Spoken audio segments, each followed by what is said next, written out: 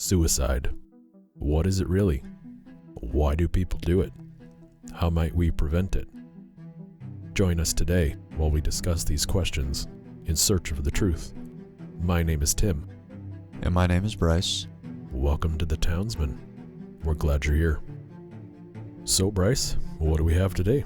We're going to talk about suicide. And obviously this is a sensitive subject. It is something that we don't have any statistics on it. We don't really feel obligated or we wanted to bring up statistics, but we do feel that this probably touches home with a lot of people. The title that we have, I think, is pretty fitting. You know, the last episode we talked about suffering, despair, and whatnot, and suicide can kind of come out of that. Mm-hmm. And then at the end of this, we do want to give you guys a reason for hope. That There's always hope to this. So, classic fashion, how we like to do things here in the Townsmen is defining terms. And so suicide, by its definition, is self-murder, murdering of the self. And I'll put it this way. There might be nuance in how we define it. With suicide, there's the technical definition, but in the more theological and philosophical, it is self-murder, murdering of the self. So we'll start with the murder part. And the reason why that suicide is considered murder is because it is the unjustified killing of yourself. Really, why is that? Well, I think we can look to the scriptures to talk about it, and the best ones that we have found to really get to the theological point is in Deuteronomy 32:39, and the context of this is the songs of Moses, really where it's talking about who God is and what the God of Moses has done. In 32:39 in Deuteronomy says, "See now that I am he." This is talking about God. "There is no God besides me. It is I who put to death and give life. I have wounded, and it is I who heal, and there is no one who can save anyone from my hand." And so the main counter-argument of why suicide is murder is that God is the author of life and the author of death. He is the sole authority in this. And in 1 Samuel 2:6 and 8, it also talks about this as well. This is in the song of Hannah when she was dedicating Samuel to the Lord and just praising the Lord. And it reiterates, "The Lord puts to death and makes alive. He brings down to Sheol and brings up. The Lord makes poor and rich. He humbles, he also exalts. He raises the poor from the dust. He lifts the needy from the garbage heap to sit them with nobles. He gives them the seat of honor as an inheritance. For the pillars of the earth are the Lord's, and he has set the world on them." And then in Acts as well, this is talking about Jesus specifically. When we read where Jesus is, "In the beginning was the Word was with God, and the Word was God." It says, "But you disowned the holy righteous one." This is talking about Jesus. "And asked for a murderer to be granted to you." This is Peter in Acts after Pentecost when he was talking about the release of Barabbas as opposed to Jesus for his crucifixion. "But put to death the Prince of Life." There are other translations that says author of life, whom God raised from the dead, and in fact, which we are witnesses. The reason why we bring this up is suicide, self-murder, the unjustified killing of the individual, and it is unjustified. There is, how I've seen it, you can probably attest to this, there really is no justified reason to take one's life. Right. This is where, the difference between Judas and Peter, for instance, right? You can see that both denied. I mean, Judas, he betrayed Jesus, and Peter also denied. I'm not saying it's a one-for-one. There are two differences, theologically speaking, there, but Judas committed suicide for his actions as well. And Paul talks about this, and later on we'll bring it up, about there's a godly repentance and then worldly repentance here. But I also want to reiterate as well that some people in the church thinks that, well, suicide is the unforgivable sin. And it's not. It's not the unforgivable sin. Different topic for a different time of what that looks like or what that is. Although it's a very egregious sin. Again, murder is an egregious sin. Thou shalt not murder. It's in the moral law. And so it is a very heinous act. But in my opinion, that the grace of God can transcend that as well. But it is not the unforgivable sin. That being said, it is still a sin. It is still egregious sin. And so in defining the term, but suicide is by definition, it's self-murder, and that you are taking your life and it is unjustified because God is the one who gave you the life. And that you do not have the authority to take your own life. It is the God who gives life and the God who takes away life. And also it is something too that it's a tough topic. It's a sensitive one, right? Because we know it's a sin, but at the same time, there's a lot of despair and a lot of what can come out of that. What are some of the causes you would say, Tim, are of depression that might, I don't want to say will lead to it, but will get someone to consider? You're right there that it's not a 1 + 1 = 2 situation of if you're depressed, therefore you're going to kill yourself. That's obviously not the case. Not everyone that is depressed kills themselves. Yeah. How I look at it, depression is, and you could dig into all of the clinical definitions and the biochemistry and all of those sorts of things, and I think there is a level to which those things are true, but I think more phenomenologically speaking of what it is as a human experience is it is your body's way of telling you something's wrong. It's your mind's way of telling you something's missing. Things like lack of sleep, bad diet, you're not really exercising, you're not getting outside, getting your vitamin D. You don't have any real meaningful friendships or relationships, or the ones that you do have are sour or bad. Other things that look more like what you do with your time and your energy. Are you pursuing something meaningful, whether that's a job or a project or a creative endeavor, something like that. So I guess what you're saying as well is that, yes, there are physical reasons. Yep. And then there are also relational reasons as well. Yeah, but there are reasons, and they're not all brain chemistry. Right. That's why I think what we've been led to believe, and I could talk about the reasons we believe that for a week. Yeah. But ultimately, I think it's better to look at the person as a person instead of a bag of chemicals. It seems more useful. It seems like you can actually fix it, and you're leaving the agency to the individual to do something about it. Instead of just show up to a psychiatrist who you're going to pay a couple $100 to sit there for 5 minutes to not even listen to you and just throw drugs at your lap. That's how that works. Yeah. At least that is how it's worked for me and plenty of the people I've spoken with about that. One other last thing, and this is a really difficult one to parse out for some of the causes of depression, is just bad situations. Yeah. Bad environments, and those are really hard to nail down and say this is wrong, this is what you could do there. And I think just generally speaking, knowing that can be a cause of depression is probably where we'll leave it. Yeah. Because bad situations and environments is something we could talk about for a month. Yeah. There's really just an endless supply of bad situations that you can be in. And with that, for bad situations, it could just be a death in the family, a sickness, really anything life throws your direction. If you're having a hard time with something like that going on, it's not really you. Yeah. It's the situation. Yeah. And that's not to abdicate personal responsibility. You just got to be realistic about it. Like if someone in your family that you were close to died and you're upset for a while, okay, that's a normal human response. That is healthy. Yeah, and it goes back to the previous episode. You know, there's a season for everything. Right. But I think wrap up what you're getting at is situation, definitely, and also sometimes bad decisions as well. And it might be a combination of the two. Right, yep. And they're not mutually exclusive. It's not just this one thing or just this other. Yeah. It can be a very wide combination of things. Yeah. So what are some of the reasons then that you can think of, or that we can kind of hit about people contemplate suicide or suicide ideation, if you will? Yeah, the step between depression and suicide is a difficult one to really connect in a lot of ways.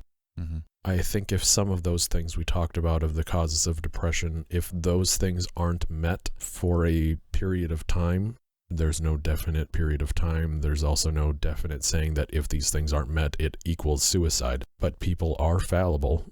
They have limited energy. Yep. And when the cup's not filled, there's nothing to drink from. Oh yeah, it speaks somewhere in the Old Testament where it says that even young men will grow weary and lose their strength. So yeah, everyone's fire goes out at some point, and if you don't have things feeding it, it's going to be a really hard time to go forward. Yeah.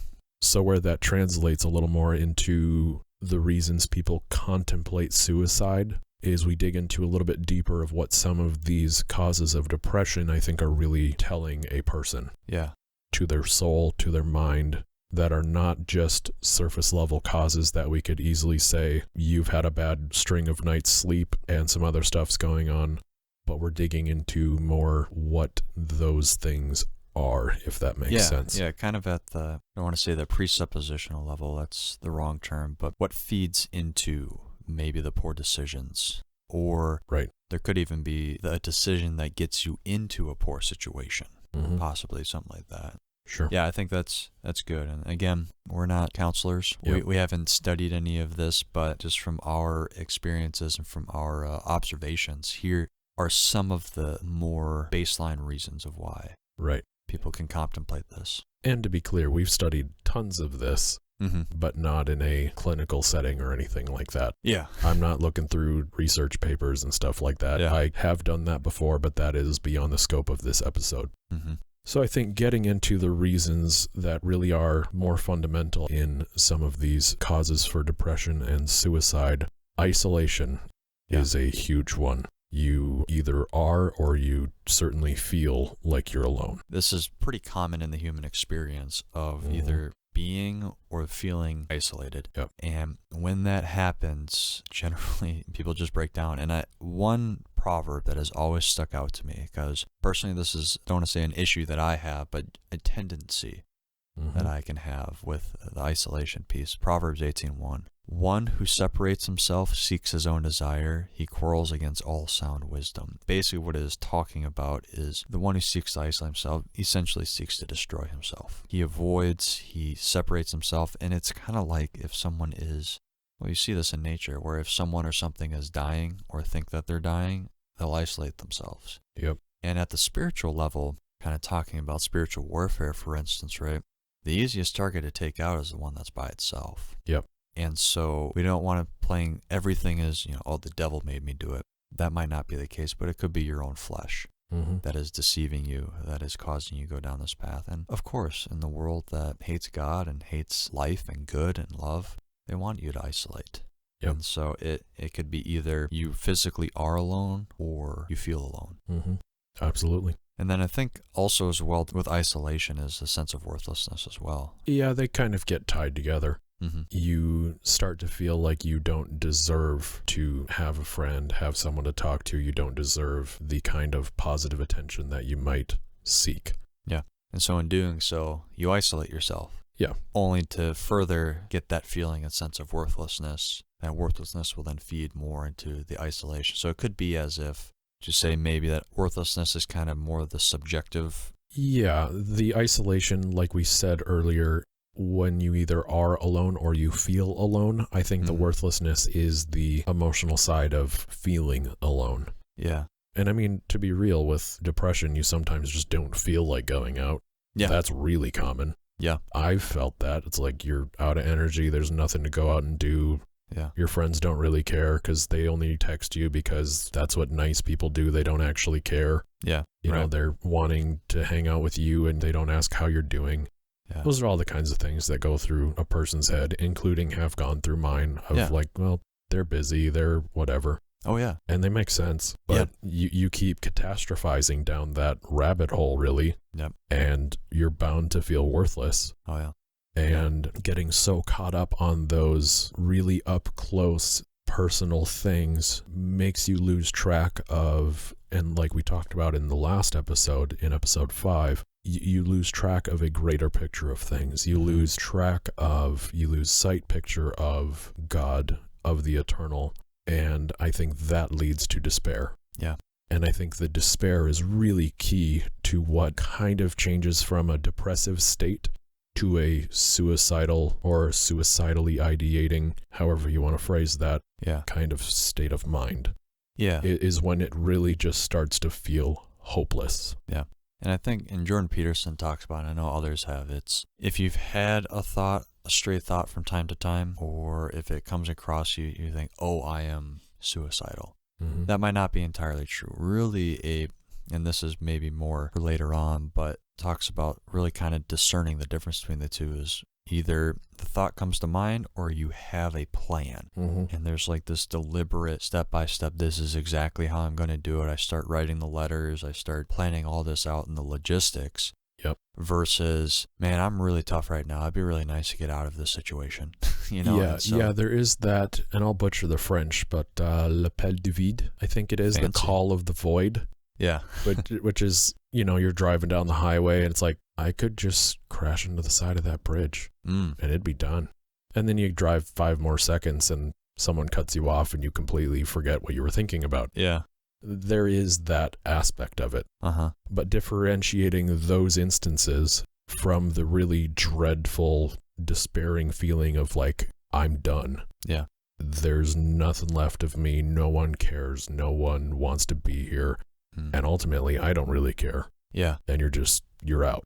Differentiating those two things is really vital, because I think some people can get confused and think, well, this thought crossed my mind, or especially in a really bad situation, like, I would like to not have to feel this anymore. What's the most easy way out of feeling this way? Yep. Suicide is kind of the short answer to that. Yeah, and that is one reason why it sounds appealing, is it is a guaranteed out. Yep. It is a guaranteed out of any situation. Yep. Of course, this goes back to, well, why is it a sin then? Well, because you don't have the right. You don't have the authority. God is the one who creates life. He creates death. He gives you these seasons. And I know in your life and my life as well, again, the desire to not lose hope and understand that this is just a season and that we can look back at this and we see at the time it is awful. Yep.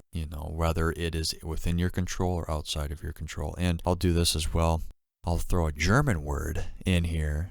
You may have heard it before. It's called the Zeitgeist. Yep. So it's the spirit of the time or the spirit of the age. And I've always liked that term. It really captures it. It's something that I've thought about a lot as well. Unfortunately, we're kind of in a spirit of the age which says that this is an acceptable thing, or that this is just a fact of life. Of, why would you have hope? Why would you think of the eternal? We should only focus on the here and now. Really kind of more of a pragmatic approach. If you have almost purely a pragmatic ideology, well, then of course it sounds acceptable.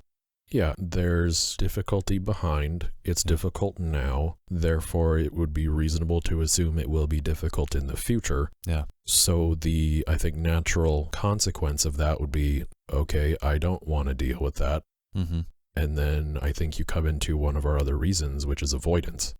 And you can be avoiding a lot of different things. It could be pain. It could be, think of anything you try to get out of. If there's something you have to face that you're fearful of, whether that's within you, whether that's some difficult conversation with a friend, or you've got to fess up to something either on a legal basis, or maybe you're in a relationship and you cheated or something like that. And it's easier to not take responsibility for those actions and those mistakes that you've made. And you'd rather just be dead. That's avoidance. And I think we've lowered the bar of acceptability for suicide, which really there is no acceptability, but we've lowered it to where there is one. That, oh, well, things are tough. Things look like they're going to be tough. I'm done. Which I think really is describing, same thing we've talked about, is that despair, that lack of an understanding of the eternal and of God. And having hope. And I like how you said it with the avoidance is you're avoiding maybe pain, but you're also maybe avoiding a relational thing. I think that's actually a pretty important one. And I know for us guys too, that can be kind of a really tough thing. Like what I notice in my family, for instance, right? It's really easy for the guy to just go to work his tail off, go home, really have very little interaction with his family. And that's it. Knowing that avoiding having that connection with your family, it slowly eats away at you.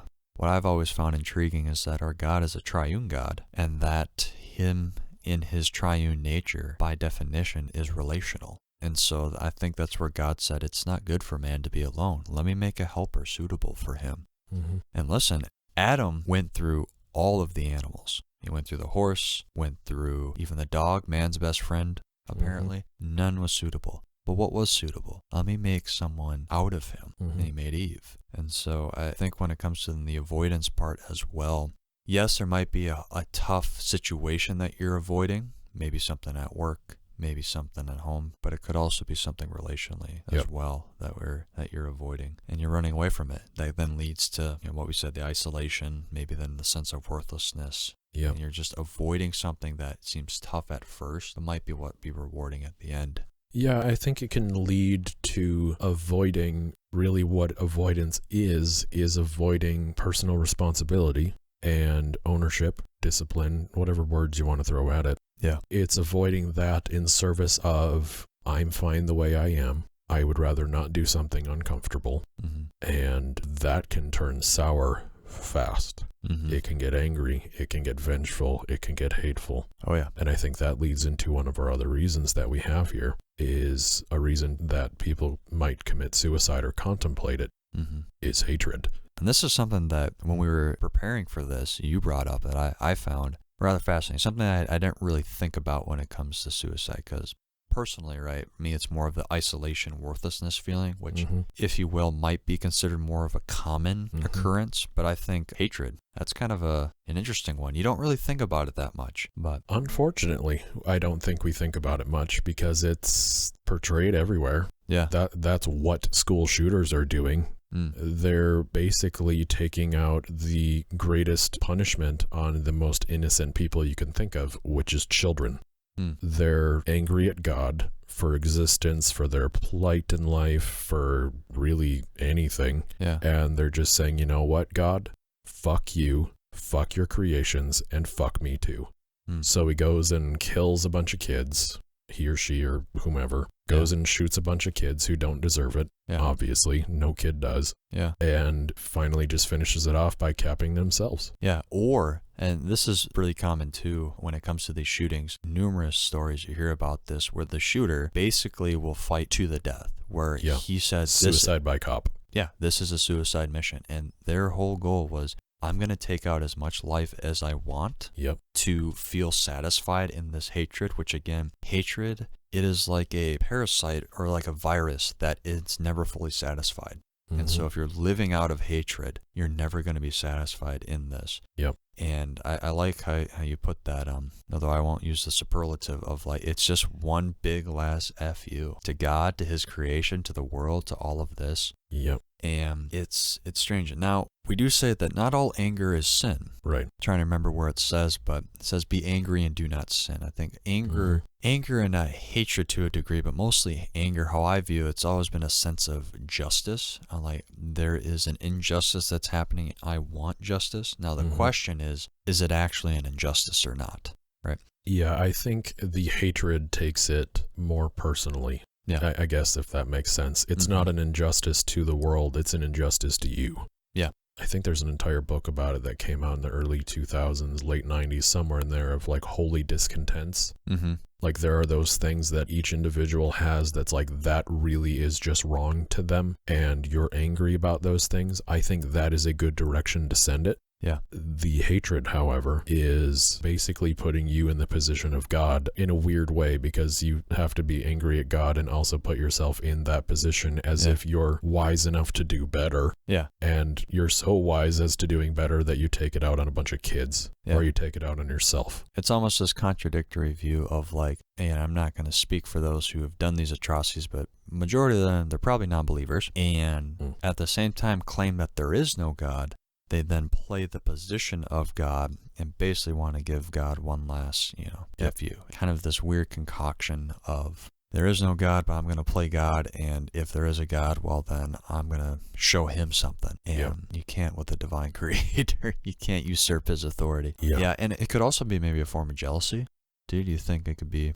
Yeah, of why does everyone else have what I don't? Yeah. Which I think, again, comes back to the hatred thing. It becomes about the self, which follows into what our next reason is, attention. School shooters want to be notorious. They want their names out there. They see how much press the Columbine shooters have had. Yeah. And they want that. They want to be remembered. They want to be seen as something to be feared, something to be reckoned with. Yeah. And I think that's a pretty strong pull. Yeah. And it's ultimately ego or narcissistically driven. I don't think there's any shortages of people's experiences with people who have extremely huge egos. Yeah. And they can get very unwieldy very quick. So, real quick then, how would you define ego? I guess in a lot of ways, it's the you that you know of. It's not quite those shadowy bits of you, if we're talking like Jung psychology. It's not quite that. That gets into other parts. but it is the part of yourself that you know. Yeah. And it becomes narcissistic when it's about you. Yeah. This isn't about a higher good. This isn't about eternity or the eternal. Yeah. It's about you. That's what narcissism is. Yeah. So the inflated version of the self, you would say, the exaltation of the self over the creator and everything else. Yeah. Okay. Yeah, because we hear those terms a lot, like, oh, that person's narcissistic, or he's got a big ego or whatnot as well. And so they are the center with which everything revolves. Yeah. That's ultimately what narcissism is. Yeah. And at that very center is that little part of them that they know of themselves. Yeah. That's a good point. Yeah, because you see that, Yeah. you know, manifestos and whatnot. I mean, even murderers, people that are like, they do it for the thrill of the attention and the mystery. Mm-hmm. I've experienced all of these different reasons of why you contemplate it. That's why the anger thing seemed like a natural thing to bring up, because I have been angry. Yeah. And I've been really angry. Yeah. That hatred can be a bottomless pit, and once you're in it, it's really hard to get out of it. Yeah. Ultimately, I think, and we'll get into this a little bit later, but I think it's ultimately just being resentful of there's something that you need to say that you haven't said. There's something you've felt that you haven't articulated. And a lot of it too is, like you had mentioned, the jealousy. Sometimes people just need to grow up and realize the world isn't about you. Mm-hmm. Childhood is developing a self and then having to come out of that and realize, oh, it's actually not about me. Yeah. There's these other things that also have a self, and I can serve them. Yeah. And I can serve God, and I can serve a higher purpose that is beyond my own experience. Yeah. No, that's good.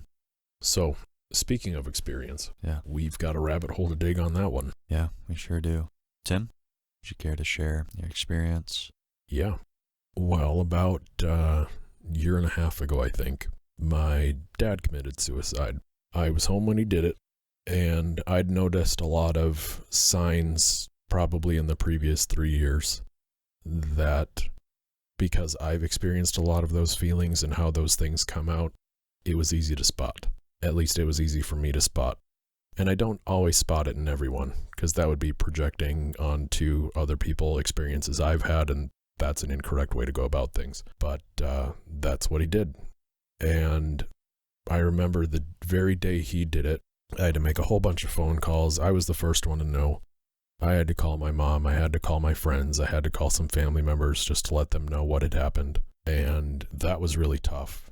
And before I'd done all that, I was sitting on the front porch, and I shared this in our last episode. But to reiterate, I was sitting on that front porch, and there's medical examiners, police, all sorts of different people walking back and forth between the yard and the front, between their cars, and there's a whole string of ambulances and the medical examiner's vehicle and police cars, all sorts of stuff like that. It was quite a show. I remember sitting there thinking, obviously this sucks, and obviously this should not have happened. Unfortunately, I saw it coming, because he said to me, I think a few days beforehand, or within the weeks before it happened, he said something to me along the lines of, if I do anything, it isn't because of you. And that's going to stick with me for a while, because ultimately when someone does kill themselves, that you know that you're close to, you blame yourself, like, what did I miss? What could I have said? What could I have done? And some of those questions, you could throw an easy Band-Aid answer. It's like, well, everyone thinks that. It's actually not your fault. It's not something you did. It's not something you didn't do. But ultimately, you could tell me that 1,000 times and I'm still going to find reasons for it. Of like, yeah, I know it wasn't my fault, but I could tell you 1,000 different ways to combat every single time I've heard it of, well, it's not your fault. It's like, well, let me tell you how I could have done better. And I think there's a way to take that and to learn from it and then to treat people better. Yeah, it was just a really shitty situation. And the worst parts were, I could deal with my feelings. I've been through a lot of hard things. It was, as I'd mentioned to a friend of mine, this is a new project with some of the same old tools. And that's not to minimize what this is. It's like, I know how to process really hard feelings, really difficult things. And how to do it effectively and not just lie to myself about something. I knew to burn off as much as I could quick, have my feelings tied down because family needs me. There's Like, I had to make the urn, I had to make a keepsake box for the funeral, and I had a lot of things to focus on because there was going to be family here, there was going to be all sorts of guests, and I was still going around, do you need a drink, do you need this, do you need that? So I was pretty well equipped, I think, with some of my experiences to deal with that. But as hard as a lot of those things were to deal with, and how I had my stuff as well tied down, I think, as a person could at that state in life, the hardest calls to make were to my friends. One of them was a friend of my dad's for a long time. One of the few people he could probably be honest with about problems at work, about problems in life and stuff like that. And I remember when I called him, and I can still hear it. I can remember that whole day. Trauma does that to a person. Although I don't really want to call it trauma because it doesn't feel traumatizing. But I remember him just saying no. Like you could hear him processing what he had just heard, and it just broke down and devolved into weeping. And I've known him to be a pretty emotional guy, but a very carefully emotional one. And by that I mean he's so well in tune with those things that his emotions are about as reliable as most scientific studies I can think of. He just has a really good sense for the world that way. And that was a really, really hard phone call to make. And I made another phone call to my ex-girlfriend at that time. I think I had texted her, said, hey, give me a call. This had happened. And I was pretty matter-of-factly. I was matter-of-factly with all of my calls. It wasn't like I wasn't breaking down crying. It was like, hey, I need to tell you something. I have no other way to say it, but straightforward. Yeah. And I remember that conversation with her was unique, and our relationship was unique. She basically said all of the normal things that a person says when someone dies, especially under those circumstances. And I remember her saying something along the lines of, okay, you've been through a lot of things. You've worked really hard to get to where you are. You've talked a big game, and for the right reasons, because I have reason to. Now you need to actually do it. And that was the most encouraging phone call I've maybe had in my entire life. Of, yeah, things are freaking sideways about as much as they could be. And I was going through health stuff at the time too, and it never hits just one thing at a time. But she's like, all right, get your shit together and make it happen, because you've got people that need you, and you can deal with your stuff on your own. Make it work.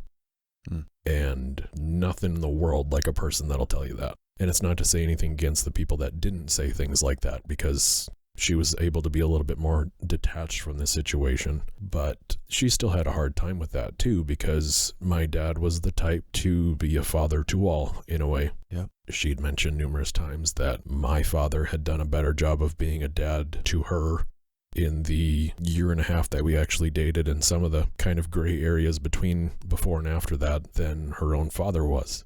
And in some of his being a father to other people, the same way he was to me, he was also to you. Yeah. And you were one of the people that I had to call. Yeah. And that was really hard for a whole other reason, because I basically had to tell you, one of my best friends, that, hey, our dad just died. Yep. And our dad didn't just die, he did it. Yeah. And yeah. And that sucked. It did. Yeah. And I can definitely attest that you were honest and straightforward, and I appreciated that. And yeah, I mean, just real briefly, there's not really much I could add to your story or anything like that, but I received the phone call when I was driving back on post. So I was in the car at the time, and when you gave me the news straight up, really two feelings came to mind. One was sorrow and sadness, grief, and that, like you said, it felt like my dad just died too.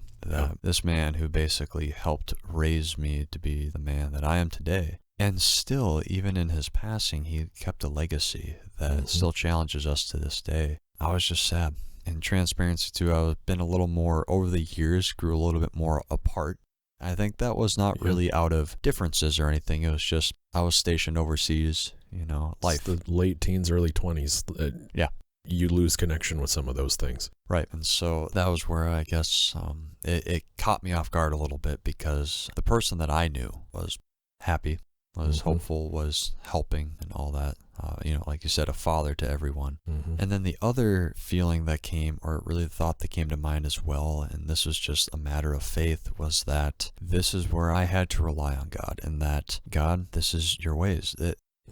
This really brought down to earth my understanding of faith and about God's grace and God's sovereignty, in that even if someone's last decision on earth was a sinful one, again, suicide, self-murder, the unjustified taking of one's own life, does that usurp God's grace? Does that usurp God's mercy? Does that usurp God's authority and God's sovereignty? And when you read the scriptures, where it says in Genesis 1:1, in the beginning God, it says no, it doesn't.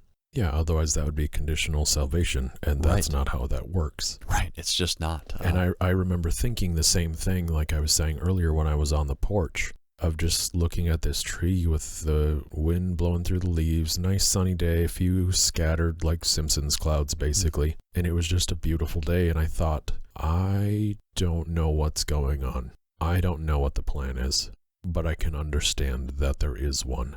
Yeah. And in Matthew, where it talks about the lilies of the field and the birds of the air, and Kierkegaard's really deep explanation of that set of verses came to mind, and there was an ease that I felt at that time that I think no one else around really had that feeling. And other people had talked about that God has this or something along those lines, but then you see kind of how tail spinning they were. And I think they realized that their understanding of God wasn't solid enough. And in a sort of weird, twisted, beautiful way, this terrible thing made people realize we need something more to this, and I've got to dig, and I've got to understand what I believe more and back it up. Yeah. And I had to do that. Yeah. No, you bring up a good point, because as I was processing too, a similar thing came to mind of like knowing what your father did in my life and the legacy that he kept. That actually rejuvenated me. Like, I want to live for the things that he believed in as well. I wanted to continue that legacy that he left, although it ended on a very bitter, sorrowful note of like, I love this man. I know that he loved the Lord, and I want to continue that as well. And that you bring up a good point in these situations, in these trials, and in these seasons, far too often, it seems like people say, well, why God? Why God? Why God?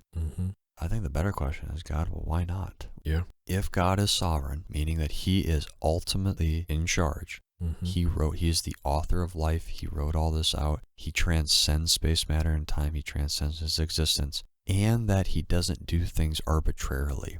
He doesn't do things on a whim. He doesn't do things because he felt like it. No, he does it with intention and ultimately for good, even in this season, even in this trial, even in this sorrowful state, and in this topic, in this conversation. It does not usurp the sovereignty of God, and that's a good thing. That is a hopeful thing. Well, and I think that ties in, like we talked about last week with our episode on suffering and chaos, of the difference between suffering and despair is having that concept and that belief in the eternal or in God. Yeah. Is that it doesn't tailspin into despair, because we've understood some of those things deep enough and well enough that they are reliable under as extreme stress as something like this could otherwise cause. Yeah. Maybe if we want to dive into, what did you think of the funeral service that we had at the church? I hated it. I had a couple, and rightfully so, we should be walking through this carefully, but one thing that I noticed, just particularly with the church that we went to and whatnot, what I noticed was this church wasn't prepared for something like this. Not at all. And what concerned me and was kind of sad to a degree was that this is exactly what the church is for. The church is for situations like this, where in that season of despair and sorrow, are we not called to be the salt and the light of the earth? If someone is in complete and utter darkness, is there not supposed to be the light that speaks truth and hope and love into the situation? And, it's a little offshoot, but it was something where, the classic case, they honored your father in the legacy and all that stuff, and it was a nice service by all intents and purposes. But even in a funeral like that, speak truth, speak of life, speak of the eternal in this situation. Just what I noticed was yeah, there was definitely sorrow, and I could tell the ones who actually had the grieving and the process and all of that. But at the same time, I walked out of it like, but where's the hope? Where's the message that if your father was here, what would he have said in this situation? So this is what I notice in most funerals in general too, is like those who actually are attuned to the situation and are attuned to what is at hand. There is a time to grieve, there is a time to remember, but there's also a time for action. And there is a time where you need to speak truth into the situation. Where basically the pastor that came up just kind of gave a semi-whimsical legacy talk about who your father was, which is nice. It's nice to hear and remember those memories. But it's like, are we going to talk about what he did? Yeah. And are we going to talk about the situation at hand and understand that maybe he's not alone in this? And so with your eulogy, you're the only one that was able to actually speak some truth into it. Not just a subjective, oh, we're trying to feel good about the situation, but it's like, but where's the action? Where is the conviction and not losing sight of, hey, this is what happened. Let's talk about it, and knowing that there's probably other people that are in this situation too. If I could just speak real briefly too. After the phone call as well, I remember when I drove home, there was immediately this response of, well, I know what I should do. Of like, well, I shouldn't be alone. I should go seek help. I should talk about it and do all that. But what I found out is like, is this just some prescription that was given to me by the culture on how I'm supposed to cope with this? When in my mind, I'm like in the same situation. To be honest, within a week later, I was kind of back to normal. I'm like, well, let's get back to what's at hand. Let's get back to the mission. Yeah. What I feel is that sometimes, we should be sulking over and over and over of this. Yeah. But it's like, no, we need to be men of action. Yeah. As well. And what would this what always comes back to me, what would your dad say to me? Yeah. If my dad, and if your dad was still alive and say, if my dad came in and said, what would your dad tell me? He would talk into my life and he would give me the truth and he would encourage me to keep striving forward. And not only what would he say, what would he do? Yes. And he was the one that when shit hit the fan, he was the one that had to take it and run with it. Yeah. He's got to set up a funeral. He's got to set up all of that stuff. And he's had to bury a few family members and friends and stuff like that. So even when it's hitting its hardest, he was still like, all right, there's work to do. And I think in a lot of ways, he maybe missed the emotional side of that of, yes, there's work to do externally, but there's also work you have to do internally. Yeah. And this was something that I had to balance well in that season. This is one of the most useful things I've learned in that experience that I've tried to share with other people, especially for men, because we're told we can't be emotional, we can't be this, we can't be that. I think we can, but I think there's a little bit of grain of truth in there of like, there's work to do. You don't need to be emotional about it. Focus on the work. So when I was building the urn, when I was helping set up the funeral, when I was catering basically to people that were at the house with lunches and tissue boxes or whatever, I wasn't the one sitting around getting catered to because I knew there was things that needed to be done. But I could feel moments when those emotions well up in you and they're so strong that you could just crack. But I think understanding that's what's happening, I was able to listen to myself and sort of talk to my emotions like a child because they're senseless in a way like a child.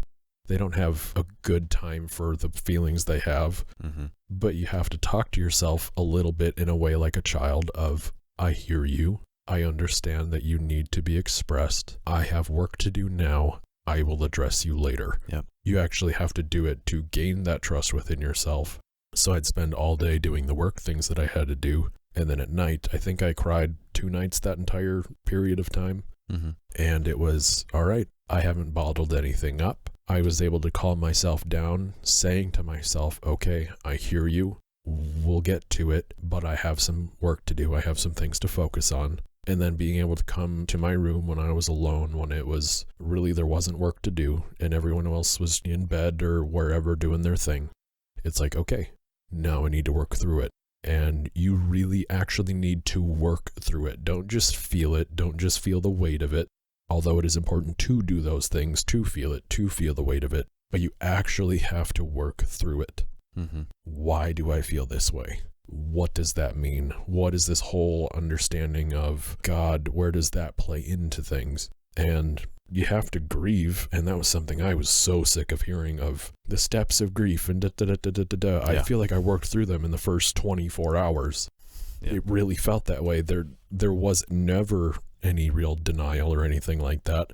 It was really just exemplified in that phone call I had with my ex of like, all right, things happened. Now make things happen, basically, is what that was saying. Yeah.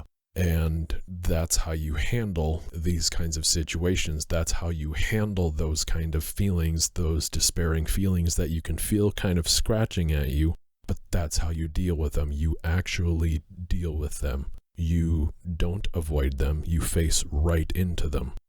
And I gotta say, like, when you said that to me, this was a few months ago when we talked about the situation, that's profound. Again, the classic case of it's either A, you bottle up the emotion, never talk about it, put it in the closet, and then it rears its ugly head, and or B, what we hear sometimes now of, all right, now we just need to be purely emotional. It's okay to cry. Men can do all this stuff. But what I love about that I see it as a profound statement. Acknowledge it. If it affords to work through it now, great. A lot of times, probably not the case. Yep. Emotions are either a thermometer or a thermostat. Mm-hmm. Men are called to be thermostats. We want to set the situation, but sometimes the temperature rises, or sometimes it cools off unexpectedly. You don't know. Don't bottle it up. Acknowledge it, and you got to work that out. It's profound. It's something that even in my baby steps, I'm trying to work on, but it seems like you've worked through it a lot. And just as your ex said, man, talk a big game. Now it's time to make it happen. So that was pretty on point. So what then are some reasons to stay alive? And we'll see this as more of like a point per point, right? Some reasons why people contemplate suicide, but now what are some of the remedies, or what are some of the points that we have to stay alive, to keep having that hope? We mentioned isolation as being one of the reasons, and to be fair, with all of these reasons we have to stay alive, it's not exhaustive. And this is not, absolutely not, to make light of the realness of those reasons to contemplate it. Yeah. Because when you're in the muck like that, there is almost nothing in your life more real than those things. Yep. So I'm not attempting to make light of those situations, those feelings, all of those things by saying, well, here's a Tylenol for the cancer you have. Like, that's not what I'm trying to do. Yeah. No, you're absolutely on point. Spot on. So with the isolation, the idea is that you're alone. Mm-hmm. But I would argue that you're not. You have people around you. You may have burnt some bridges, and some of those you might need to work on, but you do have people around you. You have friends, you have family. And even if you don't have that, because I've met people that don't have that, which is weird to say because I've been friends with people that don't have that, which kind of cancels out. But yeah, there are people that don't have that. That doesn't mean you can't find it.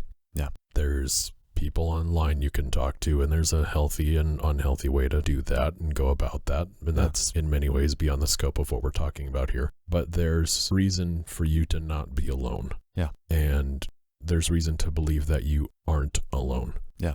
And to add on a little bit of the theological point is you're never truly alone because God in his sovereignty is all present. Mm-hmm. What that means, at least how I have read it and come to understand it, is it's as if for instance, if your mom is in the house, she might not be physically next to you in the home, but you can feel her presence. Sure. You can acknowledge her presence there. How I've always seen it too is God the Father is seated at the throne in the heavenly realms. God the Son is at his right hand. Who is the one that's here? Well, it's the Holy Spirit. Mm-hmm. And how I read Genesis in the creation account, it says, and the Spirit of God was hovering above the waters. How I see that is that the Holy Spirit has been here since day one and he has never left. Right. And so as a reason, and we'll talk as a remedy to stay alive too, is if you have no one to call out to or to cry out to, you can cry out to your Creator. Mm-hmm. Now the answer might not be the way you expect it. Usually it never does. There are stories of where people cry out and somebody comes, talks to them, or maybe that one thing you needed, God does provide, and I believe he does provide. But to kind of hark at the point too is like, you are never truly alone. We're made for relationships. God has given us relationships. I can tell you from a biological standpoint, you have a father and a mother that might not be physically around anymore, or you might have that relationship might be severed. Right. But you know you have that at least. And it is just that encouragement, that understanding. You're never truly alone. Yeah, and digging into our next thing is worthlessness. What are some reasons that a person isn't worthless? What comes to mind right off the bat is the Imago Dei. In that, objectively speaking, the Imago Dei, that's Latin for image of God, in that we are made in the image of God. Mm-hmm. So just from a humanity standpoint, is all people are made in the image of God. And I think a good Bible verse that can help explain this is in Matthew 10. Here's where it says, "What I tell you in the darkness, tell in the light." Kind of a nice point where we're talking about this, right? In darkness, we're speaking light in the situation. Mm-hmm. "And what you hear whispered in your ear, proclaim on the housetops." I think this is talking about, in that despair and you cry out to God, the Holy Spirit being present, being God himself, he can talk to you. He can speak into your life. "And do not be afraid of those who kill the body, but are unable to kill the soul, but rather fear him who is able to destroy both soul and body in hell." This is talking about the fear and the reverence. The fear of God is the beginning of wisdom. Mm-hmm. So then in verse 29, which is really talking about the main point, "Are 2 sparrows not sold for a cent? And yet not one of them will fall to the ground apart from your Father." And what this is talking about more of that we are so much more valuable than sparrows. Mm-hmm. And yet, when we look at the sparrows, our Heavenly Father feeds them, our Heavenly Father cares for them. Are you not more valuable than the sparrows? Mm-hmm.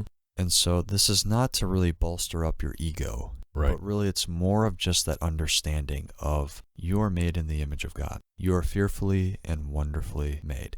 And you're not made for no purpose. You have a purpose in your life. There is worth and value in your life. Yes, there is the inherent value made in the image of God. This is where, as murder is a heinous act. Well, why is it a heinous act? Because it is killing an image bearer. It is killing unjustifiably. It is the murder of an image bearer, and that includes you. And so your inherent value and worth comes from your image bearingness in God, in your Creator. And more than that, he doesn't leave you. He doesn't leave nor forsake you. He is the true friend. And talking about isolation as well, it reminded me of the Proverbs, or one of the Proverbs, where it says, 2 are better than 1, right? Mm-hmm. Better to have a 2-cord rope is stronger, and 3 is hard to break, right? As iron sharpens iron, a friend sharpens a friend. There is a friend that is there in the good times and for the bad. And I would suspect that, let me put it this way, I hope that you have a friend like that. This is the type of friend that you can call it to in the morning and says, "Hey, grab the shovel, I'll talk about it later." And he will be like, "Okay, where are we meeting?" Ask questions later. Yeah. And so I think, and that's good to have. And I think for us guys, us dudes, sometimes we think, "Oh, I got to do this myself," and whatnot. Men bond shoulder to shoulder. Mm-hmm. And so, we'll talk about the remedies later. Yeah. You are worth, man. You bring value. And you have that inherent worthiness because you're made in the image of God, fearfully and wonderfully made. Mm-hmm. So what about avoidance? I think the way to combat avoidance is not to avoid. You see a problem, you see something you don't want to do, something that you're scared of. Guess what? Do it. Face into it. It sounds very simple, right? It's this classic case of you know what the right answer is. Now you just got to do it. Yep. And again, we're not speaking on a high horse, speaking down to people saying, "Oh, you know what to do." When we say this, it hits right back home to us as well. Right. And kind of what we said in the beginning, maybe you're avoiding a tough situation, lean into it. Maybe you're avoiding a tough relationship, talk about it. I mean, personally, I know that there are relationships that are strained to a degree, and I know it's kind of wearing and tearing. The easiest thing to do is to what? Run away. But a remedy and to help, lean into it. It's like that old saying goes that whatever you most need to find will be found where you least want to look. In that little dark corner of your life or in your mind somewhere, I really don't want to look there. Guess what? That's exactly where you have to look. Yep. And I don't think there's a time in my life where that hasn't been the case. When is there a time that avoiding something's ever fixed it? It doesn't. It only gets bigger. Yeah. Same kind of idea, more mythologically speaking, kill a dragon when it's young instead of when it gets old and significantly more powerful. Do it when it's still a little baby in its cave before it grows up and attacks your village, kills you, kills everyone you love, and burns everything with it. Yep. That's what those mythologies are saying, basically, of just get after it before it gets after you. Yeah. Take control of the situation, take responsibility for it, and make something happen. No, that brings up a really good point, because in James it talks about that too, is where temptation, when giving in to temptation, it births sin, which then ultimately leads to death. It's this progress of the most tempting thing to do, avoid, run away. But when that grows, when that sin, or when that avoiding the situation that is darn near inevitable, it's just something that's unavoidable, right? Your parents could be a sibling, right? Through blood. It could also be in a marriage or a relationship as well, like that. These unavoidable relationships, you got to lean into them. And I think one of the things that is easy to avoid is punishment. You did something wrong. There are natural consequences to that, whether that be, if you have to admit to a partner that you cheated and they're going to break up with you, and maybe you have a child, maybe you have a house, maybe whatever, and you're going to lose all those things. It's like, yeah, well, those are the natural consequences of you doing something wrong. Maybe it's jail, maybe it's court time, maybe it's whatever. But avoiding those things is not going to help you. You might think, well, it's better to not be in jail. It's better to be with my wife in a house or something like that. But that's not the truth. And the truth matters.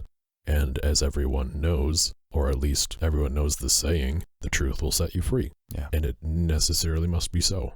Yeah. So what about hatred then? Hatred's a tough one. I mean, they're all tough. But it's a little bit more difficult to parse out, because there's a lot of reasons to be angry and there's a lot of reasons to be hateful. But like we said earlier, ultimately I think it comes from resentment, that there is some disconnect between what you believe you deserve and what you have received. Jealousy and covetousness too. Yeah. Right. So if you are resentful, oftentimes it comes because you have something to say and you haven't said it. Or you're jealous of something, or another reason that it's maybe a childish belief and you just need to grow up. But if you're resentful because you have something to say that you've not said, you need to say it. Yeah. Back to school shooters again, where they go wrong is they say it in a manifesto, which isn't very good. That's writing it down and then posting it. They're not having a conversation. They're not talking it out. Yeah. And then they act on it. If you're resentful, you need to talk through it, not just talk at it, not just dump all of your emotions on a piece of paper and then post it the day before you go shoot somebody. And that's a really extreme example, to be fair. Or shoot yourself, because a lot of suicide notes to some degree could be viewed as a sort of manifesto. Yeah, I would argue so. But you need to talk about it. You need to approach the person that you feel like you have to say something to, and you need to say it. Yeah. And if that person's no longer there, that's tough. Because there's a lot of things I wish I could have told my dad that I feel resentful for in some ways, of things like abandonment and some of the things in my life that it feels like I just got thrown on my lap that shouldn't be my problem.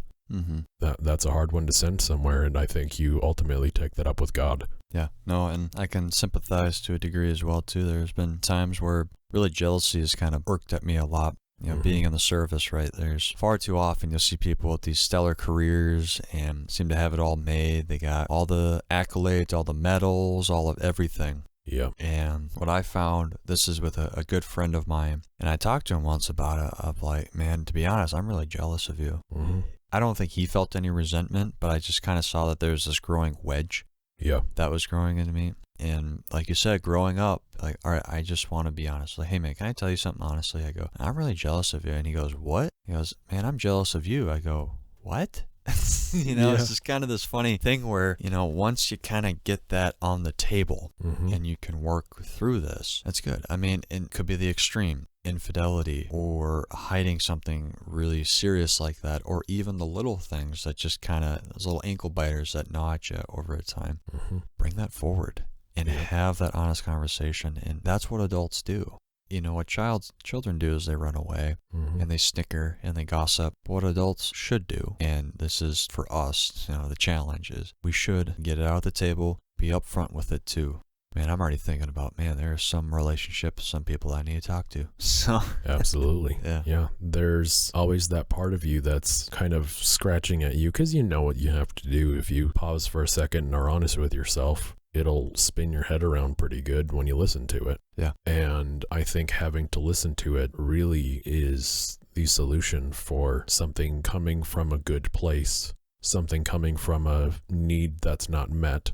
And being able to talk about it is getting away from something that ultimately I think can be more narcissistic, or like we talked about earlier, ego feeding with attention seeking. Yeah. And really it comes down to other people and with God you just need someone to tell these things to, and in yourself too, of thinking it out, writing it out. Yeah.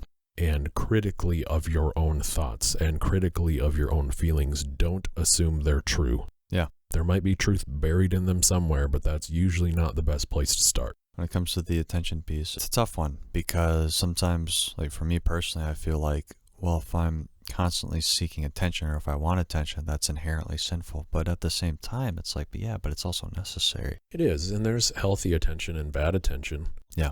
If you have issues and you're seeking bad attention, so you start an OnlyFans, maybe not the best way to go about things. Yeah.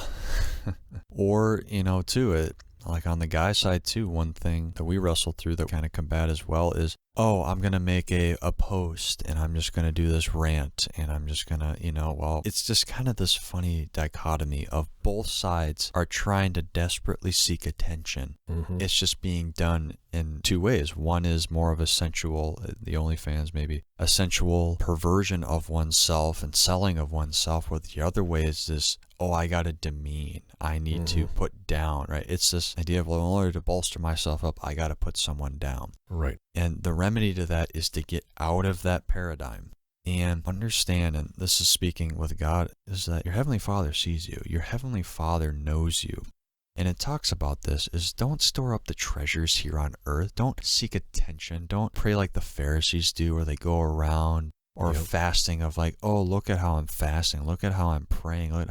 No, in the quietness of your room, pray, fast, wash your face, because it's not about you. Yeah. With that attention as well, that's why I'm grateful that we're friends. One thing that helps me personally is this, and that, Tim, you listen to me, and I hope I'm doing the same. That we're listening to each other, that we're not trying to build up each other's egos to a degree, but just have that sober and honest assessment of oneself and just enjoying a relationship where we can have that mutual benefit. Ultimately, it's just subordinating yourself to something that is higher. And that doesn't mean someone else, because I don't think someone else is higher than you in some sense. But if you're valuing relationships and friendships over your own ego, that's probably a good thing. Yeah. And it's okay for something that is healthy for you to feel good. That doesn't mean it's narcissistic. Yeah. Just means it's healthy. Yeah.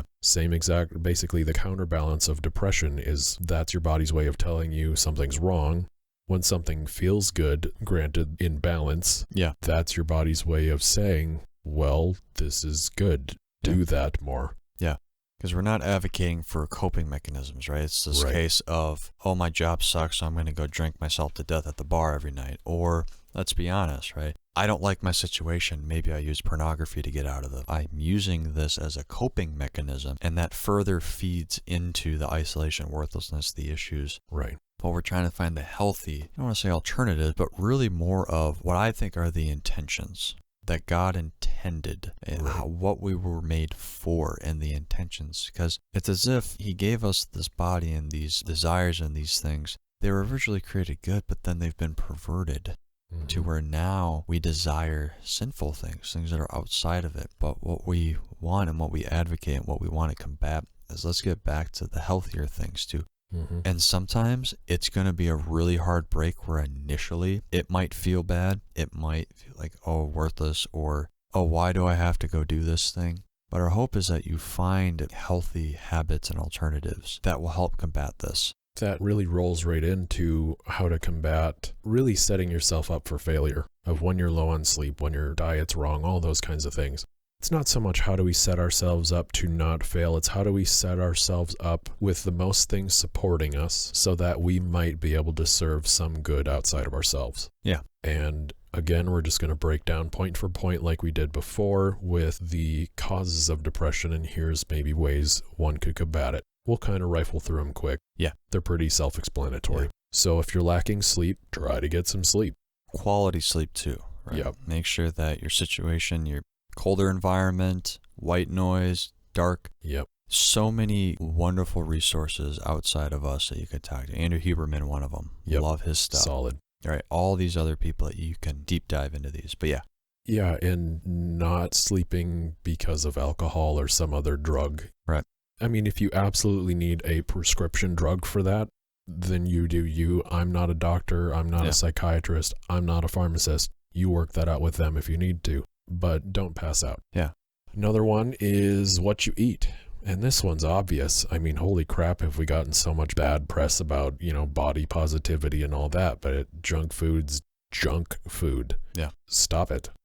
Yeah. You don't have to stop all of it. You can have a treat once in a while. You can enjoy a piece of pie. You can enjoy a donut, things like that. But you should set them up as rewards for good behavior rather than comfort foods or really just foods that you actually sustain yourself off of. Yeah. The quality of food too that I found, not really an advocate of particular diets or anything. That's kind of a trendy thing to do. But understand that your biology and how your body treats what you put in your mouth does have a huge factor in your attitude.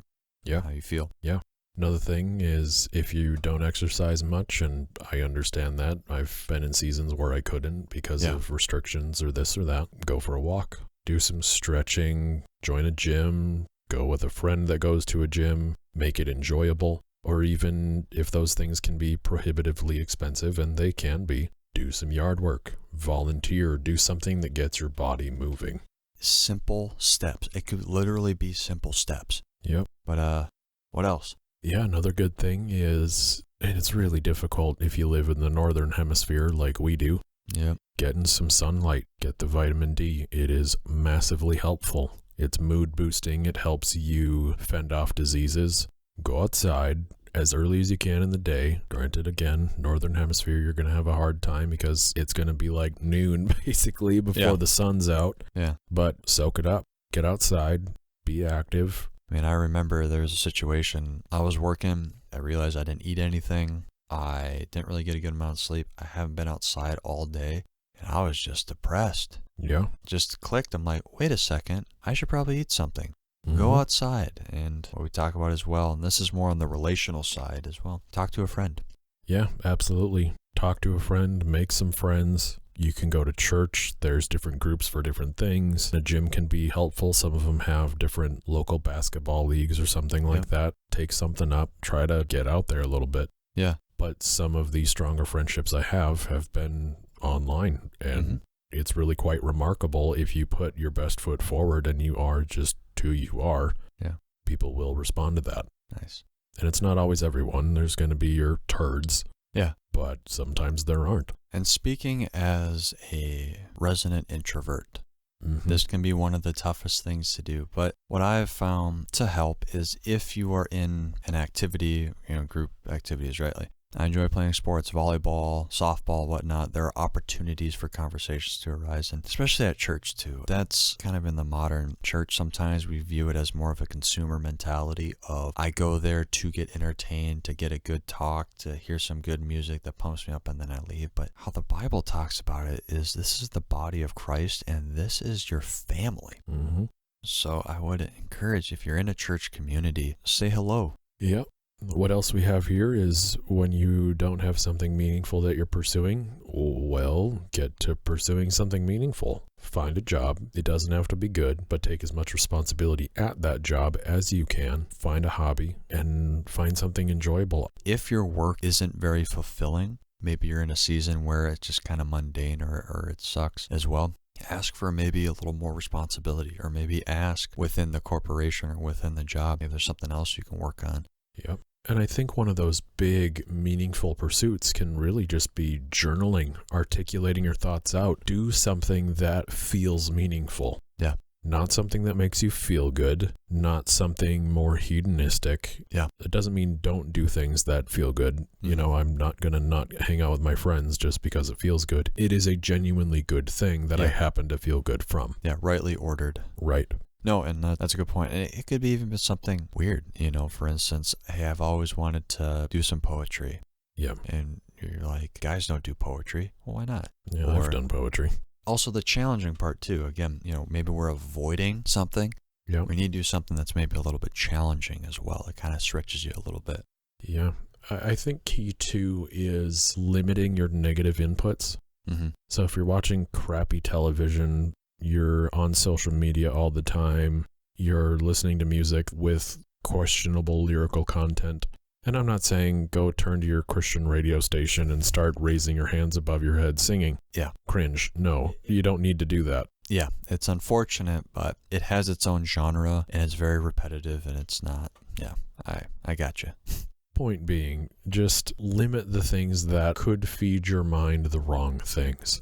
Yeah. Same thing we talked about with food. Eat the right things, and you're more likely to feel better because of that. You're putting in the right inputs, you're having the right conversations with the right people.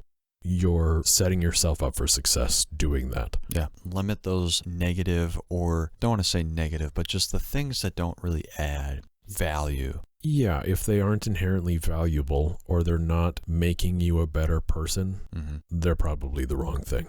Yeah, there is gray area in this. There is audiophora, and so when it comes to these negative or unhelpful, if you will, inputs, take a step back and look at all of those inputs. And what I would suspect is when you examine all of these, you'll probably pick out pretty quickly, yeah, that might not be the best thing. Right. I think it's worth considering that there are some of those situations which really are unavoidable. Yep. Like we've talked about with my dad's suicide, or with anything else that you might be going through, some of those situations can really just suck. But I think what you can do with them is similar to what I had to learn, was do what you can with it. There's going to be things that are needing to be done. There's going to be things that you can do, that you are capable of, even if you don't feel like it. There are things you can do. And I think ultimately, as we kind of close out here, that's the fix for this. That's the fix for the despair that can lead to suicide. Yeah. Is the hope that things can get better. And if you watched our last episode on chaos and suffering, we argue that they will get better, that they must get better. Yeah. And what you have to do on your end is do it. Yeah. Is take responsibility for it and make something happen. Yeah, it always reminds me of when Paul says to live is Christ, to die is gain. I know it sounds crazy to put that in a episode about suicide. When it says to live is Christ, what Christ suffered, Christ experienced despair, but he always had the hope, and he kept focus on the mission, and the ultimate sacrifice that he did was for his glory, which he rightfully deserves and rightfully owns on that cross. That's profound. That's remarkable. And in a similar fashion, Paul, even though he suffered, he had despair. I can guarantee you, he probably suffered great despair, thinking that he sanctioned the murder of the church. God's own people. He sanctioned that. You know that guilt that he had to carry with? But he said, I am going to press on. I am going to live for it. And even in this final analysis of, well, things might not actually get better. Maybe this situation is prolonged this season. Understand that your Heavenly Father hears you, and that eternity with the glory of God will far surpass the suffering that we feel today. Right. Our challenge for you then would be the challenge that I had to deal with, is if you're going through a hard time, make small steps to do better. Yep. It doesn't have to be massive. You don't need to fix the world's problems. You don't need to feel better next week. Yep. Your life doesn't need to fall into place in a short period of time. If you're bedridden and you try to think of going for a walk, that's a huge step.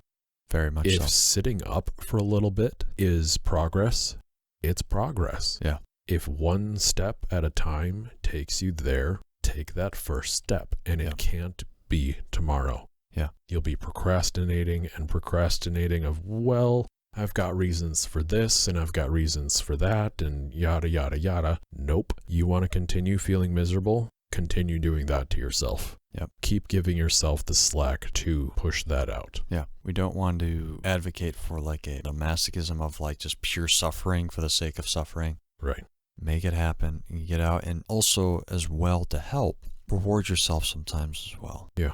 You got to earn it. I think it was Jocko that talks about this. It's like, don't get those free dopamine hits. You got to earn those dopamine hits. You got to earn those things, right? Yep. And so this is the challenge that we have for those who are suffering or in despair.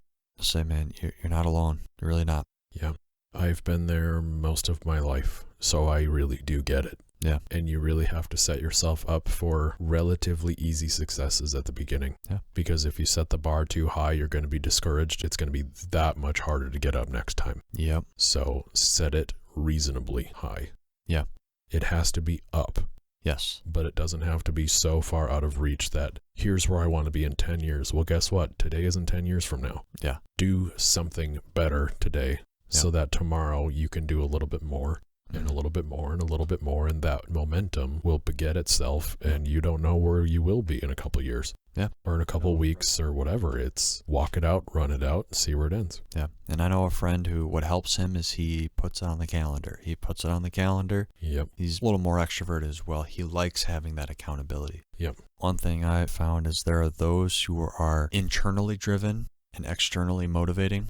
What I mean by that is they're driven by ideals within them, and how they express that is by motivating others. There are some people where maybe that's the inverse, where they are externally driven by other people to challenge them, and then they are internally motivating, right? Where they have to motivate themselves internally. So challenge yourself to find and to do that one thing. And again, it doesn't take long.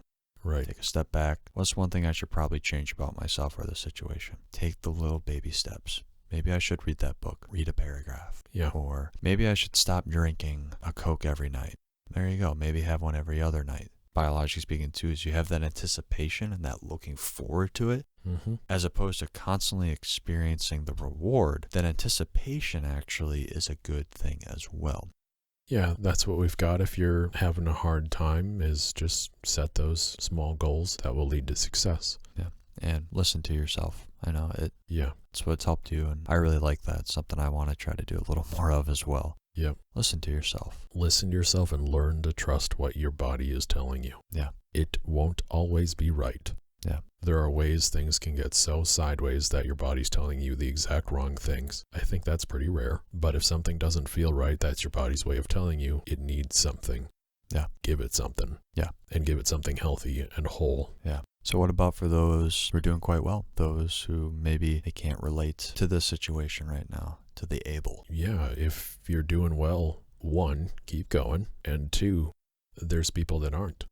And what we can do is try to pay attention and listen to those who are having a harder time. Yeah. If you have more in your cup that you might be able to offer other people, offer it to other people. Yeah, the best teammates that I've known and that you see in this world are those who, they're not just successful because of all the talent and the opportunities that they have, but what they use that for is to build up and to bolster others as well. And that is like the true mark, I think. And again, masculinity, it's that glad assumption of sacrificial leadership. It's, if you're not right now, that's okay. Take a pause. I've had seasons like that. There are times I feel like I'm in that season sometimes too. Yeah. Get yourself right and don't live life just for yourself. Love God and love others. And so for the challenge for the able that are doing well, maybe this is the challenge for you of, okay, God, show me. Where can I help your kingdom? Where can I advance your kingdom?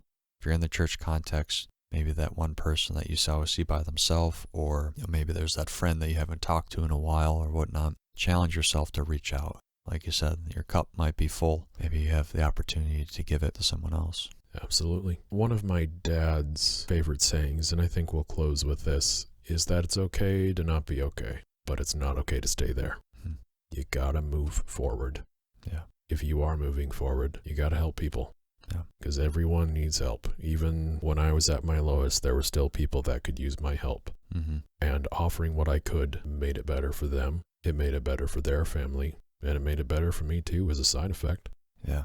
I think that's just how it has to work. Yeah. Live for other people, live for God, and things that are despairing that could lead to a suicide can be avoided. Yeah, that's what I notice in my life too sometimes. Oh, that's good. Yeah.